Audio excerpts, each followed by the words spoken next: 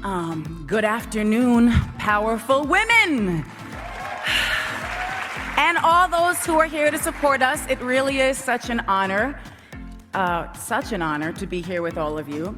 Congratulations, Aquafina, Bree, Dana, Jennifer, and the legendary, incredible Shaka Khan. It's really interesting, these monitors, you like reading backwards and then you're reading forwards. I don't know, I'm just going with the narrative of what's been happening tonight. Thank you, Variety, for creating this gorgeous moment where we can all celebrate and inspire each other. Today, I want to focus on the children in the room, every little girl living inside each of the amazing women here. What I just read to you, or actually what I was, reciting to you, were the lyrics from my song, Close My Eyes, that I wrote for my album, Butterfly. Shortly after it was released, I received a letter from a fan, a young girl in Germany, who shared that she had been abused by her stepfather and that Close My Eyes helped her get through the trauma.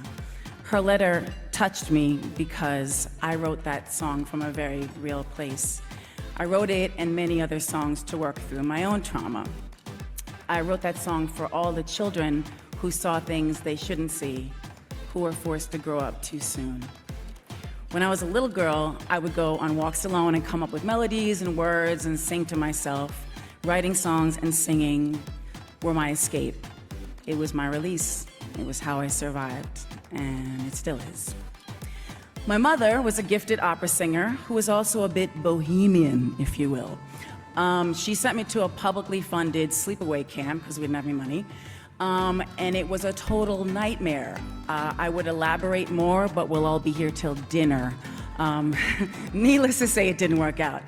Then when I was about 10 years old, my divorced parents scraped enough money together to send me to a performing arts camp, and my life changed. Camp was a reprieve from the unsafe and unpredictable environment I was living in. It was a solid ground beneath my feet, fresh air to breathe.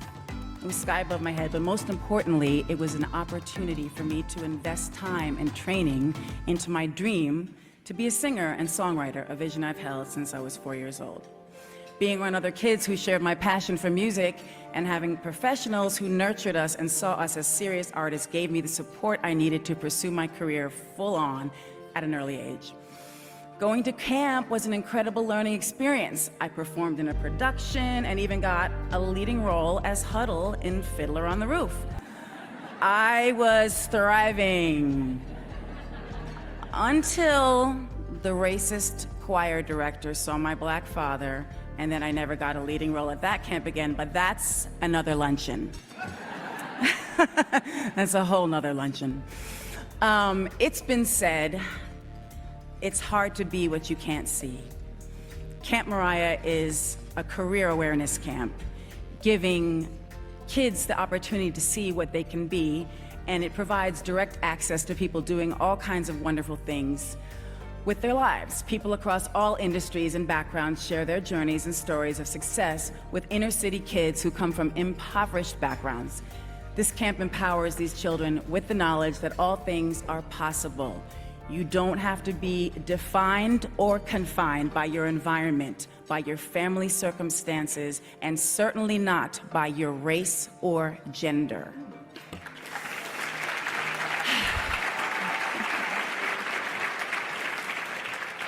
Oh, God. I started this camp 25 years ago, and if you don't see what an accomplishment that is for a 2-year-old child,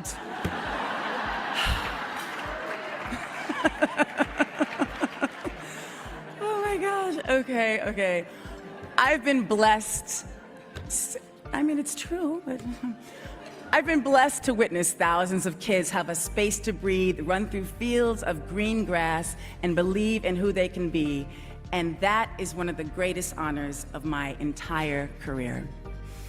From my first Christmas concert fundraiser at St. John the Divine in Harlem in 1994 to prima ballerina Misty Copeland joining me at camp just a few months ago, to the many camp counselors, the administrators, the kitchen and maintenance staff. It takes a village to run a camp.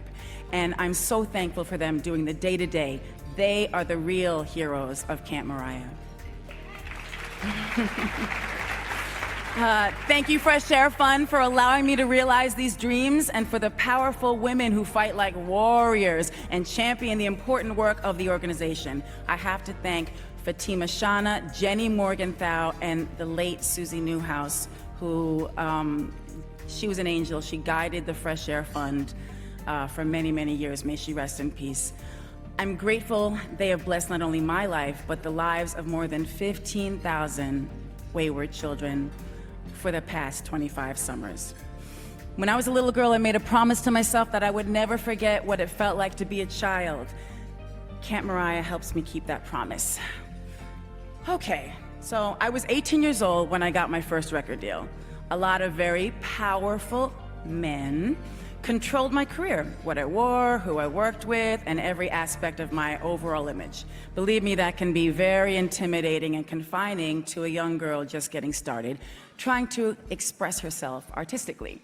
It took a lot of hard work, inner strength, and believing in myself, but slowly I gained the courage to emerge from that stifling control by a group of men. We love men, but they could never understand or embrace the essence of who I truly am.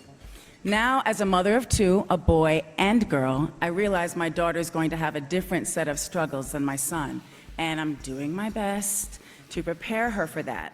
Thank you so much. God bless.